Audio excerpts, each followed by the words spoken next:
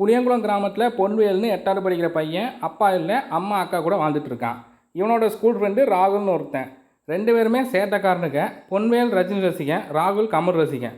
பொன்வேல் நல்லா படிக்கிற பையன். அவனுக்கு ஸ்கூல் டீச்சர் நீலா விமல் மேலே ஒரு இன்ஃபாக்சுவேஷன். பொன்வேலும் ராகுலும் குடும்ப வறுமை காரணமாக ஸ்கூல் லீவில் வாழைத்தாறு சுமக்கிற வேலைக்கு போகிறாங்க. இந்த வேலை செய்கிறதுக்கு 2 பேருக்குமே விருப்பம் இல்லை, ஆனால் வேறு வழி இல்லை.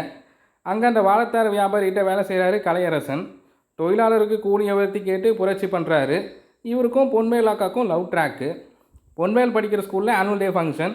டான்ஸ் ஆடணும்னு பேரும் கொடுக்குறான். டான்ஸ் ரிஹர்சலுக்கு லீவ் நாளில் வர சொல்கிறாங்க நீலா விமல். லீவ் நாளில் தான் வாழைத்தார் சுமக்க போகணுமே, அதையும் மீறி அக்காட்ட பர்மிஷன் வாங்கிட்டு பொன்வேல் போகிறான்.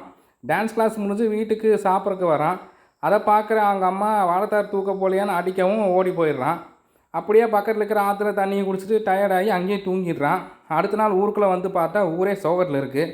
வாழைத்தாறு லோட் லாரி கவிழ்ந்து விழுந்து 19 பேர் செத்துருப்பாங்க. அதில் கலையரசன், ராகுல், பொன்வேலோட அக்கான்னு எல்லாருமே.